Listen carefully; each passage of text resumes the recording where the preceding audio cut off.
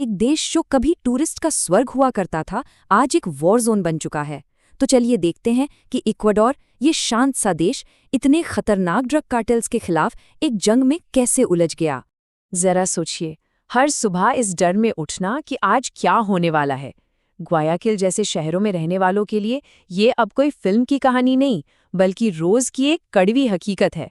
वहाँ हिंसा इतनी आम हो गई है जितनी शायद हमारे लिए ट्रैफिक। कुछ ही साल पहले की तो बात है। इक्वाडोर का नाम सुनते ही जहन में क्या आता था? खूबसूरत पहाड़, शांत बीचेस, है ना?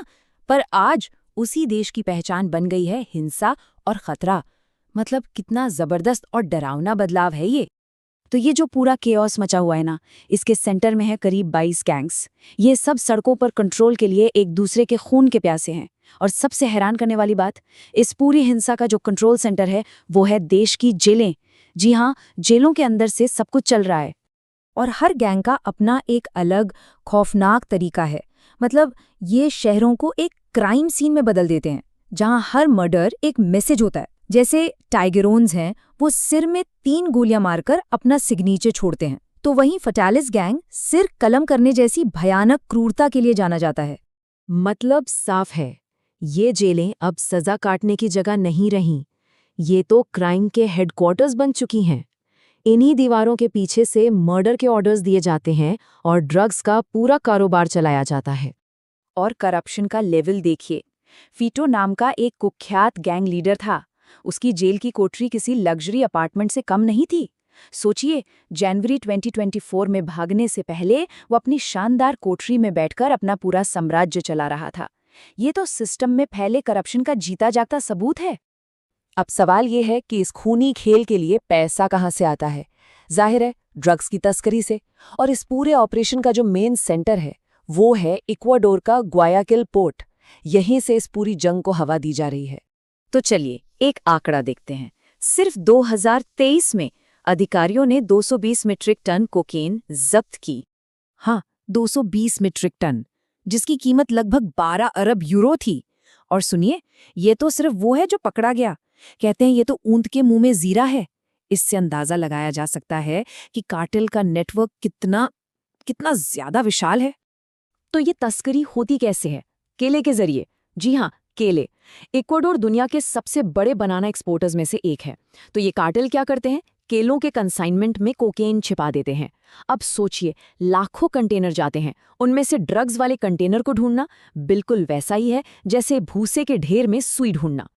अब जब देश में हालात इतने बिगड़ गए, पूरी तरह से अराजकता फैल गई, तो इक्वाडोर के नए प्रेसिडेंट डैनियल नोबोआ ने एक ऐसा फैसला लिया जिसकी किसी को उम्मीद नहीं थी।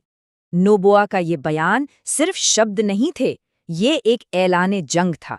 उन्होंने सीधे सीधे इन पावरफुल कार्टेल्स को चुनौती दे दी और साफ कर दिया कि अब खेल के नियम बदलने वाले हैं।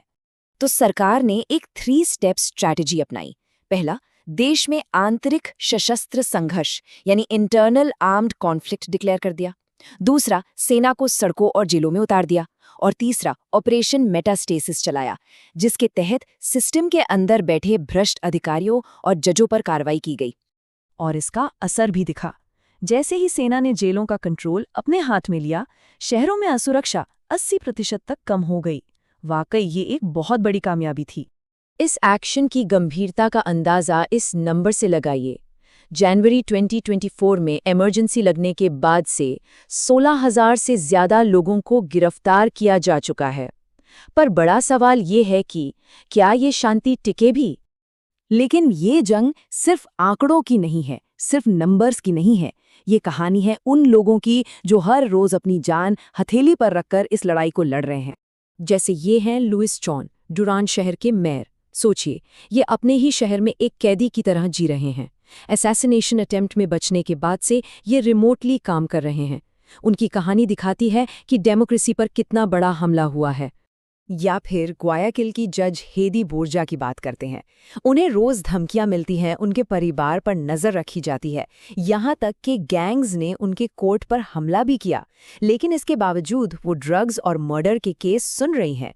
उनका ये साहस वाकई उन सब के लिए एक मिसाल है जो इंसाफ के लिए लड़ रहे हैं। तो आज सेना सड़कों पर है, जेलों पर भी कंट्रोल है। सरकार की ये लड़ाई एक बहुत ही अहम मोड़ पर है।